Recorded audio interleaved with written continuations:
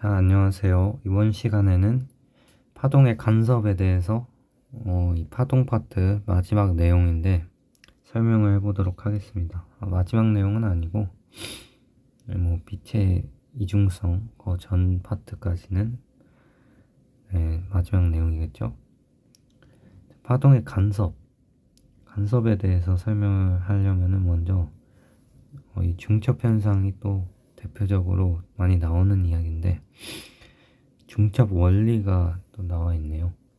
이 두 파동이 겹칠 때 변이는 각 파동의 변이의 합과 같다. 자, 일단 중첩이 무엇인지부터 생각해 주셔야 되는데 이 그림에 나와 있다시피 요렇게 이 진폭이 y1인 파동이 이렇게 플러스 x 방향으로 이동을 하고 있죠. 자, 그리고 반대쪽에서 진폭이 y2인 파동 B가 마이너스 X 방향으로 이동을 하고 있죠. 근데 얘네가 이렇게 쭉쭉쭉쭉 가다가 이렇게 만나게 됐을 때 이 합쳐지게 된다는 겁니다. 파동이 즉 중첩이 된다는 거죠. 중첩이 된다는 건 간섭이 된다는 거겠고, 그래서 이렇게 간섭이 됐을 때, 중첩이 되었을 때 원래 파동 A의 진폭은 y1이었고 파동 B의 진폭은 y2였는데 합쳐진 파동을 C라고 보면은 이 파동 C가 가장 커졌을 때 y1과 y2의 합이 이 C의 진폭이 되겠죠. 자, 그렇기 때문에 이 C 파동 C를 A와 B의 합성파라고 합니다. 뭐 이런 용어까지는 사실 알 필요는 없고, 그래서 요거는 파동에만 있는 현상이라고 생각을 해야 되겠죠. 파동의 간섭은 파동에만 있는 현상입니다. 파동에서만 관찰할 수 있는. 파동의 성질 중에 네 가지가 있었죠. 다시 상기를 한번 해볼 텐데, 첫 번째로 굴절이 있겠고, 또 반사, 그 다음에 간섭과 회절이 있었죠. 사실 굴절과 반사, 회절은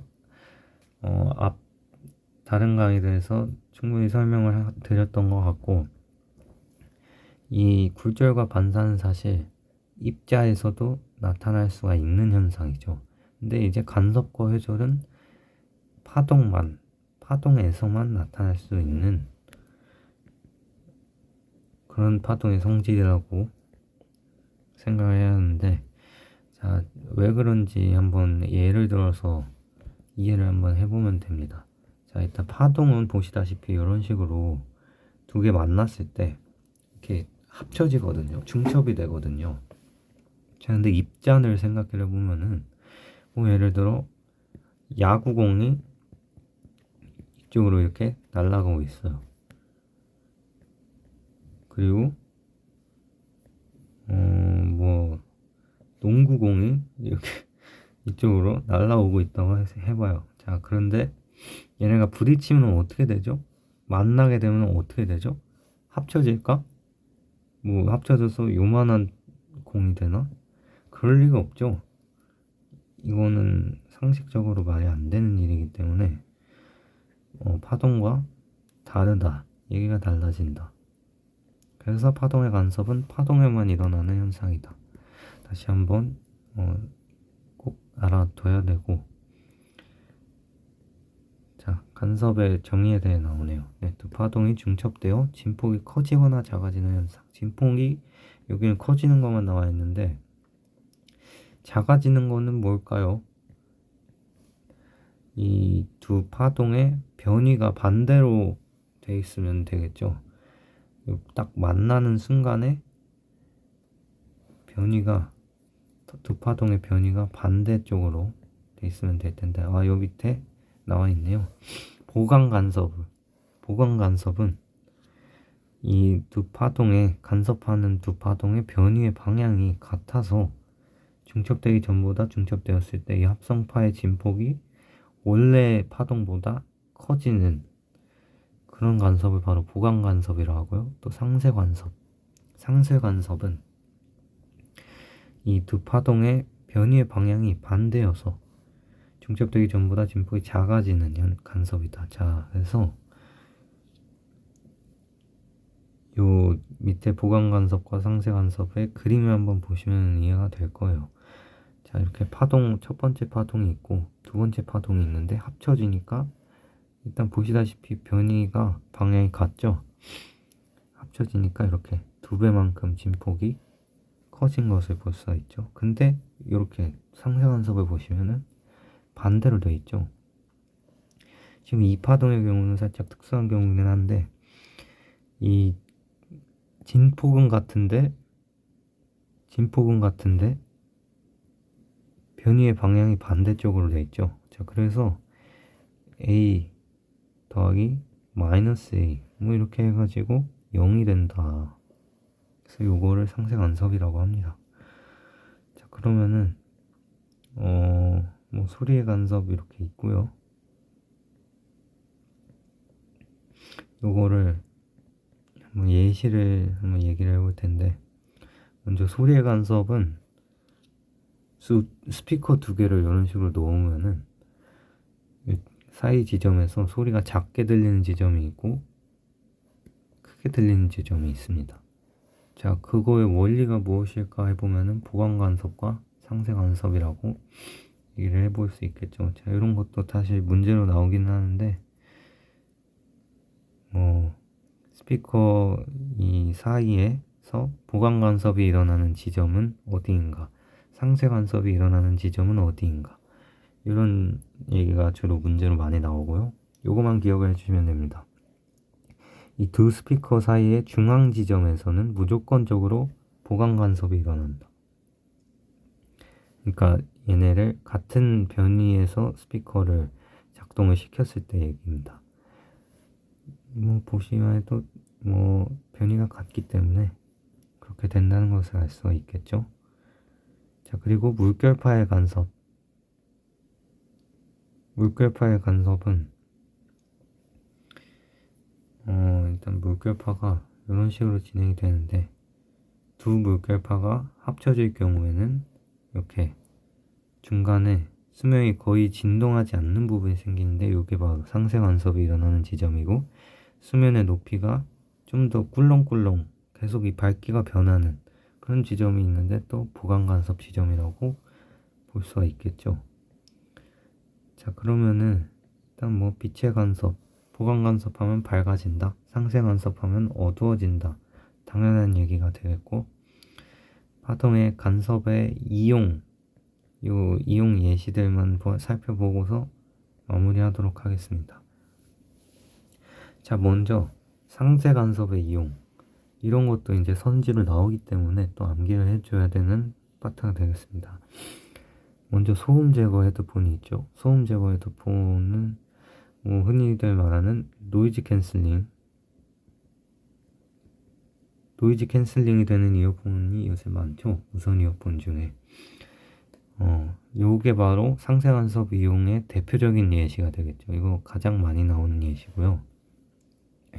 이게 원리가 어떻게 되냐면은, 요 마이크로 입력된 이 주변 소음을 분석을 해서, 이 장치가 분석을 해서 헤드폰에서 또 발생을 시켜요. 소리를 발생을 시켜서 정확하게 상쇄될 수 있는 소리를 발생을 시키는 거죠. 그러니까 어떻게 변이의 크기는 같은데 방향이 다른 요런 소음이 왔을 때 요런 파동을 발생을 시키면은 이렇게 상쇄 간섭이 일어나서 소음이 0이 되겠죠. 자, 그래서 이런 원리로 노이즈 캔슬링 기술이 만들어졌다는 것을 생각해 보면 되겠고, 또 엔진의 소음을 제거한다, 뭐 요것도 같은 기술이라고 알 수가 있겠죠. 자, 그러니까 뭔가 소음을 제거한다 하면은 전부 다 상쇄 간섭의 예시라고 기억을 해주셔야 되겠죠. 자, 그리고 렌즈 코팅이 있습니다. 렌즈 코팅은 이제 여기서 렌즈가 반사된 빛과 아랫면에서 반사된 빛과 윗면에서 반사된 빛이 상쇄간섭을 일으켜 선명한 시야를 얻는다. 자, 그러니까 코팅을 하지 않으면은 빛이 번져요. 그래서 이런 식으로 이 사람 얼굴을 안경을 보면은 이렇게 좀 빛이 번져 있는 것을 볼 수가 있죠.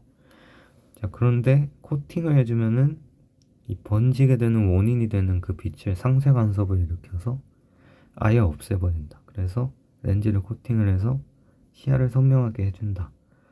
요거를 또 예시로 기억을 하시면 되겠고, 보강간섭의 이용 예시까지 보도록 하겠습니다.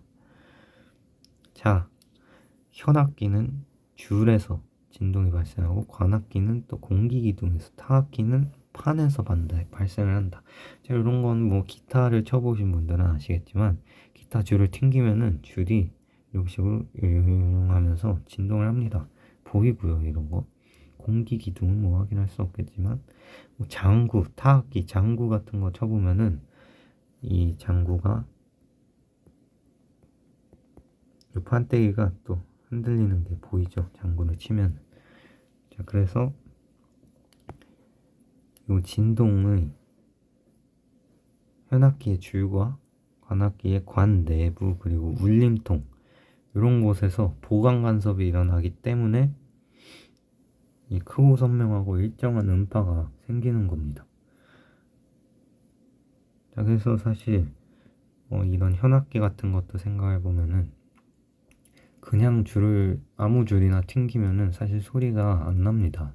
튕기는 소리만 나고 뭔가 음이 있고 그러지는 않거든요. 근데 정확하게 원리에 맞춰서 이런 울림통도 구현을 하면은 보강 간섭을 일으켜서 악기가 되는 거겠죠. 자, 그럼 뭐 초음파 충격 그리고 위조 지폐 방지. 위조 지폐는 좀 더 봐야 되는데 이 그림이 또 자주 나오는 예시거든요. 이 잉크 속에 포함된 미세한 입자들의 모양이 비대칭이어서 보강 간섭을 하는 빛의 색깔이 잘 보이게 된다. 그래서 이런 거는 지폐를 사실 좀 각도를 달리하면은 그럴 때마다 이 지폐 숫자의 색깔이 이렇게 자홍색과 초록색으로 바뀌는 그런 거를 볼 수가 있을 거예요. 한번 집에 있는 지폐를 가지고 계속 이 방향을 바꾸면서 지폐를 보면은 이게 보일 텐데, 이런 거는 이제 사설로는 좀 구현을 할 수가 없기 때문에 지폐 위조를 방지하는 기술이라고 생각해 주시면 되겠습니다. 자, 그렇게 해서 이번 시간 마무리하도록 하겠습니다.